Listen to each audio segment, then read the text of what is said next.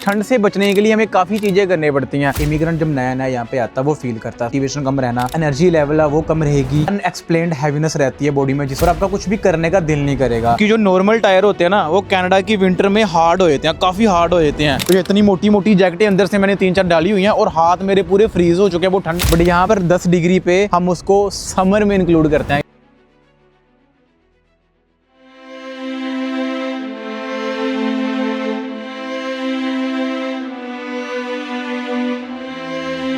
यार जब इंडिया में था तो स्नोफॉल और ये सारी चीज़ें मैं टीवी में देखता था।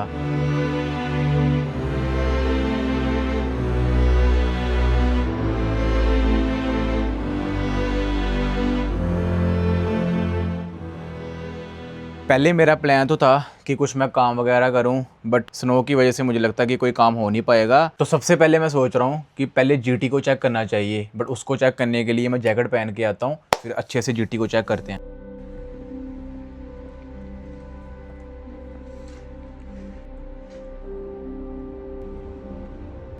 ये गाड़ी मेरे को पसंद है, लेकिन कनाडा की विंटर ने मेरे को एक नया डर दिया है। इंडिया में तो एक स्वेटर से भी काम चल जाता था, बट यहाँ के माइनस टेम्परेचर में तो इंजन भी प्रोटेस्ट करता है। तो मैंने भी सोचा कि आज लाइव देखता हूँ कि मस्टैंग जीटी कैनेडियन विंटर में कैसे परफॉर्म करती है।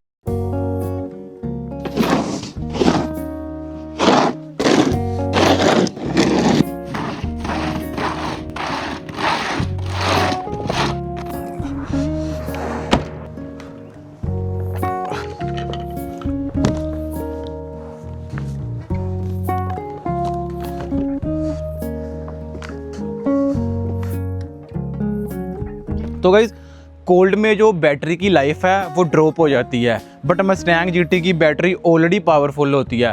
बट -15 डिग्री में आप कुछ कह नहीं सकते। तो अब इसको स्टार्ट करके देखते हैं कि एक बारी में स्टार्ट हो जाती है या थोड़ा सा लंबा सल्फ जाता है इसका। Let's see.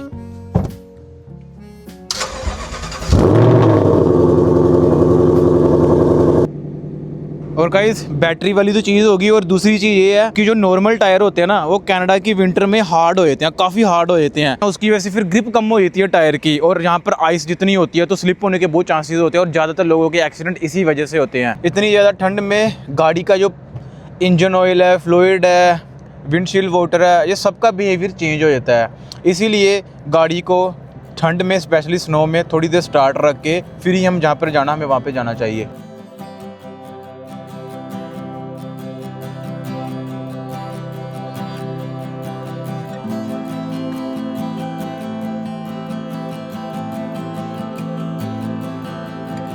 तो अभी जैसे कि आपने देखा कि मैं थोड़ा सा बाहर आया था, स्नो पड़ रही है, और ये सर्दियों की सिर्फ लास्ट कुछ स्नो बची हुई हैं यहाँ पे जो रह गई हैं। तो ये पिन्नियाँ हैं, आप देख सकते हो। इंडिया में मैंने कभी इनको हाथ नहीं लगाया, बट आज दिल कर रहा था खाने का। पिन्नियाँ और चाय का जो आनंद है वो लिया जाए, तो ऐसे करके इसको अलसी वाली पिन्नियाँ ये, तो देखते हैं कैसा टेस्ट है इसका। और स्पेशली आप जब डेफिसिट पे हो ना तो मज़ा ही आता है खाने का, और बाहर स्नो पड़ रही हो और कुछ मौसम ऐसा हो तो क्या ही बात है। अभी मैं बाकी घर जाके खाऊंगा, नहीं तो मैं सारी अभी खा जाऊंगा। तो अभी घर चलते हैं।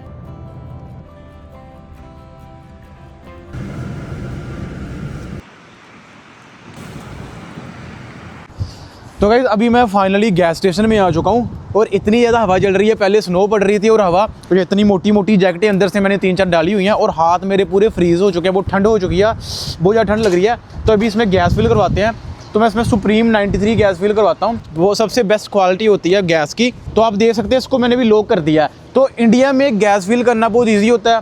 पेट्रोल पंप पे गए, आप कार्ड स्वाइप किया, गैस फिल होगी, डेट सीट। अभी यहाँ पर ये है कि आप गैस फिल करते करते बाहर खड़ी नहीं हो सकती। जितनी ज़्यादा यहाँ पर ठंड पड़ रही है और हवा भी बहुत ज़्यादा चल रही है, हाथ मेरे पूरे ठर गए हैं। तो आप क्या कर सकते हो, गैस फिल हो रही है, साथ के साथ आप अंदर जाके गाड़ी में बैठ सकते हो आराम से, और जो मेरी गैस है वो साथ साथ फिल होती रहेगी, कोई सीन नहीं है। बट अभी फिलहाल के लिए मैं वीडियो बना रहा हूँ आपको दिखाने के लिए। और दूसरी चीज़ ये, सर्दियों में गैस लगती भी बहुत ज़्यादा है। सर्दियों में वेदर ठंड होने के कारण 10 से 20% गैस गाड़ी में ज़्यादा लगती है, ठीक है। तो फिलहाल के लिए गैस इसमें फिल करवाते हैं, और गाड़ी में बैठते बहुत ज़्यादा ठंड लग रही है मेरे को। तो गाइस गैस पूरी फिल हो चुकी है, $90 की पूरी पड़ चुकी है। अभी इसको भी निकाल देंगे बाहर, डन हो चुका काम। अभी मैं आया हूँ ग्रोसरी स्टोर के बाहर, इंडिया में हमारी ग्रोसरी एकदम अलग होती है, जहाँ पे दूध, दही, घर का आटा, राइस, ये वो सारा कुछ। कनाडा में ग्रोसरी थोड़ी सी अलग है। सबसे पहली बात तो यहाँ पर सनलाइट बहुत कम होता है, तो विटामिन डी की डेफिशिएंसी बहुत ज़्यादा होती है। और दूसरी चीज़, हमें रॉक सॉल्ट लेना पड़ता है, क्योंकि जो ये बर्फ़ पड़ी होती है ना, तो ये हमारी ड्राइवे पे ऐसे पूरी बर्फ़ जमी होती है, तो उस बर्फ़ को पिघलाने के लिए। तो इंडिया से यहाँ की ग्रोसरी में काफ़ी ज़्यादा फ़र्क है, काफ़ी अलग है। तो वही कुछ चीज़ें मैं उठाने के लिए आया हूँ ग्रोसरी स्टोर में। इंडिया में था मैं, तो मैं सोचता था कि 10 डिग्री में बहुत ज़्यादा ठंड लगती है, और 10 डिग्री में इंडिया में हम जैकेट पहनते हैं बढ़िया ठीक ठाक। बट यहाँ पर 10 डिग्री पे हम उसको समर में इंक्लूड करते हैं, वो एक हिसाब से समर का टेम्परेचर है, ठीक है। तो यहाँ से ठंड से बचने के लिए हमें काफ़ी चीज़ें करनी पड़ती हैं। सबसे पहले तो मैं बात करूँगा, हमें 3 लेयरिंग वाले कपड़े पहनने पड़ते हैं। सबसे पहली लेयरिंग होगी थर्मल लेयरिंग। तो थर्मल लेयरिंग में क्या होता है, $20 से $30 का कोई थर्मल इनर वगैरह हम लेते हैं, सो उसकी वो $20 से $30 तक उसकी कॉस्ट होती है, जो सबसे पहली वाली लेयरिंग होती है। दूसरी लेयरिंग होती है फ्लीस या हुडी, ये लगभग $30 से $60 के बीच में आपको मिल जाएगी, ठीक है। और जो सबसे इंपॉर्टेंट लेयरिंग होती है वो होती है थर्ड लेयरिंग।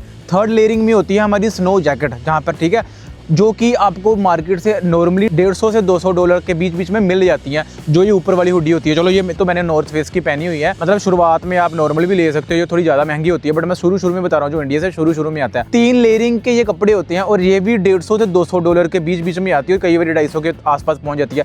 ये तो कुछ ऐसी चीज़ें हैं जो आपको लेनी ही पड़ेंगी। एंड यहाँ पर जो आप बूट्स पहनोगे, स्नो शूज़ होना बहुत ज़्यादा इंपॉर्टेंट है, वो भी $100 से $150 के बीच में आते हैं। बट ये मेक श्योर करना कि वो वाटर प्रूफ हो और -30 डिग्री तक वो मतलब कैपेबल हो, ठीक है। इसमें बिल्कुल भी कॉम्प्रोमाइज़ मत करना। और लास्ट में आपके पास वाटर प्रूफ ग्लव्स होना बहुत ज़्यादा ज़रूरी है, वो भी $25 से $30 के बीच में आ जाते हैं। ये $400 से $500 की इन्वेस्टमेंट सारी मिल मिला के आपको ऐसी करनी पड़ेगी सर्दियों से बचने के लिए, और जो कि आपके 3-4 साल आराम से बढ़िया तरीके से निकाल देगी। कनाडा में विंटर सिर्फ फिजिकल इफेक्ट नहीं करती, ये मेंटल इफेक्ट भी करती है। यहाँ पर नवंबर से लेके फरवरी तक आपको बिल्कुल भी सनलाइट नहीं दिखती, कई बार मतलब 99% आपको सनलाइट नहीं दिखेगी, और उसकी वजह से बॉडी में काफ़ी ज़्यादा चेंजेस आ जाते हैं। अभी आप थोड़ी बहुत सनलाइट देख पा रहे हो, आपके सामने सुबह स्नो पड़ रही थी, अब सनलाइट आ गई है। अभी वैसे भी मार्च का मंथ है, तो ये थोड़ा मिक्स ही रहता है, कभी स्नो पड़ जाती है, कभी सनलाइट आ जाती है। बट जो ये कंडीशन होती है ना, इस कंडीशन में बंदा सैड हो जाता है, और सैड की एक और फुल फॉर्म भी है, SAD सैड। उसकी फुल फॉर्म है सीजनल इफेक्टिव डिसऑर्डर, और उसका मैं मतलब आपको बताता हूँ क्या होता है। और उस चीज़ के जो सिम्टम्स होते हैं उसमें मैं भी बात करूँगा। सिम्टम्स उसके ऐसे हैं जो हर एक इमिग्रेंट जब नया यहाँ पे आता है वो फील करता है। सबसे पहले तो मोटिवेशन कम रहना, आपकी जो एनर्जी लेवल है वो कम रहेगी, और एक अनएक्सप्लेन्ड हैवीनेस रहती है बॉडी में, जिसको हम एंजाइटी भी कह देते हैं, और आपका कुछ भी करने का दिल नहीं करेगा।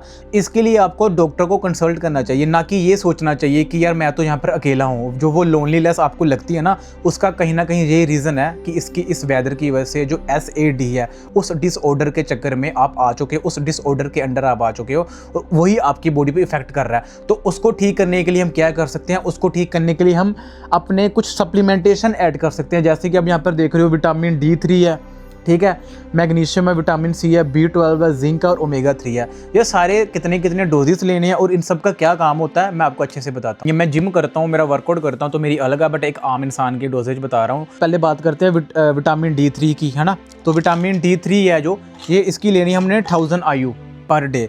दूसरी हमने बात की विटामिन C, तो विटामिन C की हमने ले लिया 500 mg, ठीक है। तीसरी चीज़ ओमेगा 3 फिश ऑयल, जिसकी हमने 1000 mg लेनी है, तो ओमेगा 3 फिश ऑयल ले है, ठीक है। जिंक को हमने 15 से 25 मिलीग्राम लेना है mg, ठीक है। उसके बाद था vitamin B12, so vitamin B12 का 500 से 1000 mcg लेना है, 1000 mcg, ना कि mg, ठीक है, mcg, जो ये B12 है। और जो मैंने ये सभी सप्लीमेंट आपको बताया, इन सभी के जो भी बेनिफिट होते हैं वो मैं डिस्क्रिप्शन में लिख दूंगा, तो उनको ज़रूर पढ़ना, उनके सभी के क्या क्या बेनिफिट होते हैं। और बाकी जो अगली बात करते हैं कि लोग सोचते होंगे कि ये घर के अंदर भी इतनी ज़्यादा ठंड रहती होगी, तो घर के अंदर यहाँ पर इतनी ज़्यादा ठंड नहीं रहती, क्योंकि जो सारे घर होते हैं वो लकड़ी के बने होते हैं, ठीक है।